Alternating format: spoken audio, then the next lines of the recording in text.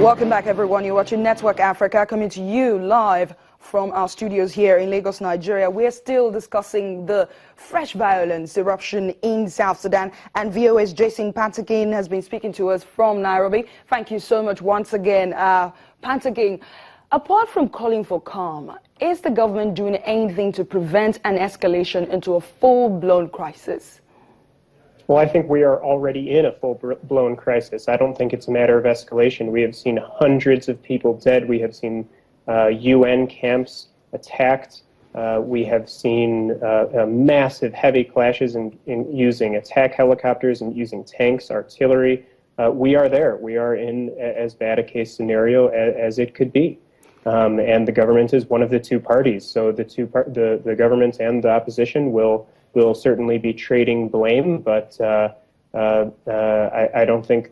I think if the government wanted to do more, they would have done more by now to stop this. They are certainly one of the two parties involved. Jason, let me put this into context a little bit, because I remember following this story very well from the UN last year.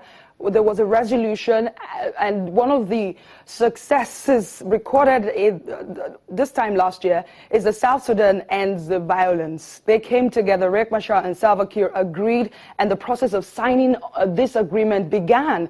And one would have thought that, you know, the UN has its hands. I mean, the negotiators have all of these negotiations in place, and it does look like things are progressing. What do you think went wrong, especially with the UN negotiators in this crisis? Well, the negotiators were not just the UN. It was also the region, the East African region, a bloc called IGAD. It was the United States, Britain, and Norway. It was China, Ethiopia, Kenya, Uganda, and Sudan played a big role. And basically, I think they presented a false picture. The negotiations never went well. Kiir and Machar, especially Kiir, were forced to sign this agreement. Kiir didn't want to sign the agreement. He even said so. He said he didn't agree with it, but signs it anyways.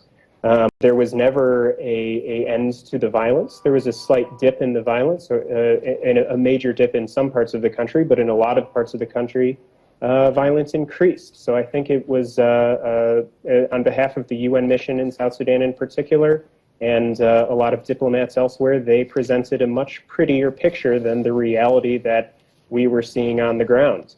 And now we've seen what's become of that. We're back to the high level of conflict of 2013, 2014, and 2015. Jason Pantakin, thank you so much for helping us understand what's currently going on in South Sudan. Thank you for joining us. Let's move into other stories now. 4 people have appeared at 2 magistrates' court in Johannesburg for charges on terrorism-related activities. The South Sudan African Hawks spokesman, Hangwani Mulaudzi, in a statement said the 4 persons had been arrested over the weekend in 2 separate areas after being on surveillance for more than a year. The same 3 men and a lady had been disallowed from boarding a flight to Syria last year and had remained on a watch list. Channels Television was at the Johannesburg Magistrates Court.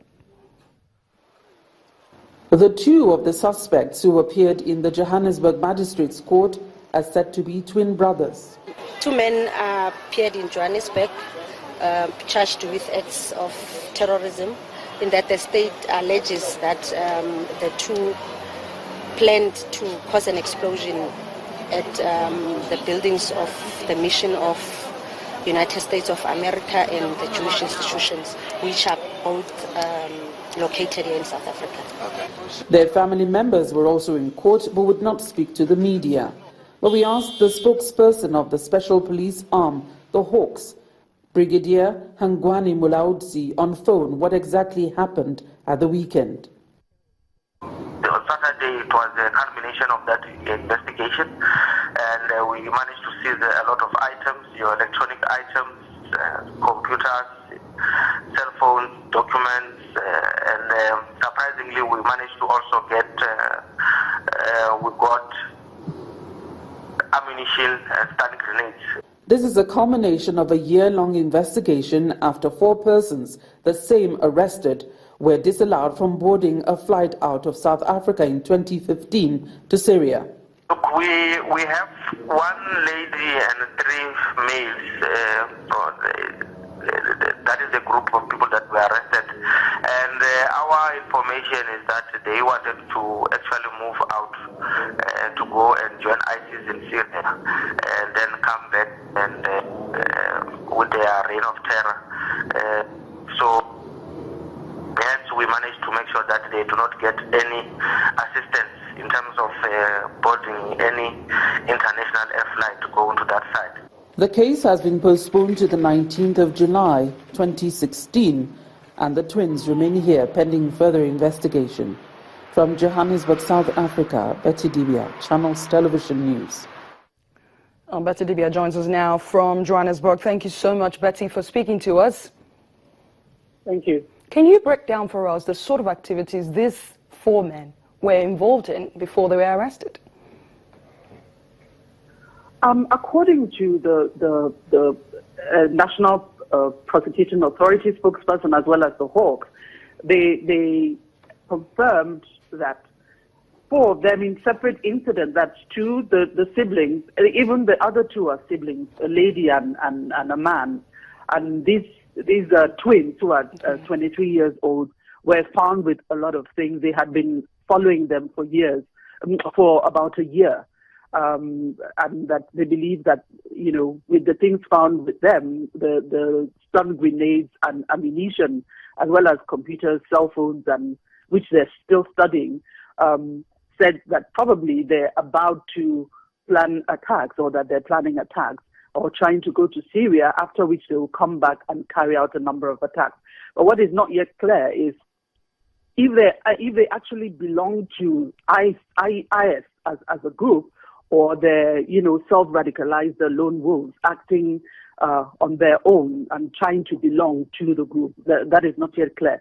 But the police is still investigating. Remember, they were arrested on Saturday, and the government opposed bail right now, as of today, and move that forward. You know, so we're waiting for, by next week we'll know more details about the case. Betty, South Africa is not a country known for any terrorist activities. What would this mean for the country and its fight against terror?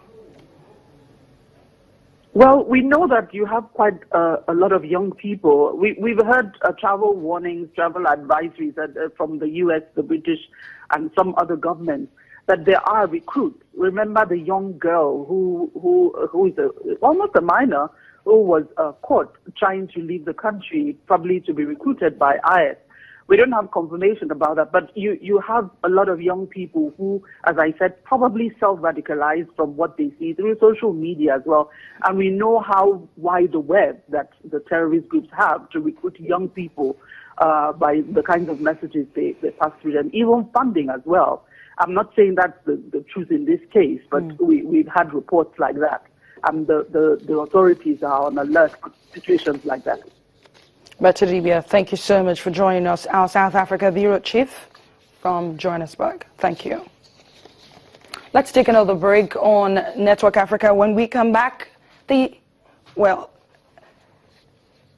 before we go on that break, let's take you through other stories. First, staying in South Africa, the national broadcaster has been ordered to lift a ban on showing videos of violent protests. According to the Independent Communications Authority, the ruling was made after some members of civil society complained that the national broadcaster had censored videos similar to that during minority rule. The communications minister has defended the initial ban, saying it would go a long way towards discouraging attention-seeking anarchists. The ban was placed after more than 20 schools were torched in Limpopo province back in May over demarcation of new municipal boundaries ahead of crucial local government elections next month.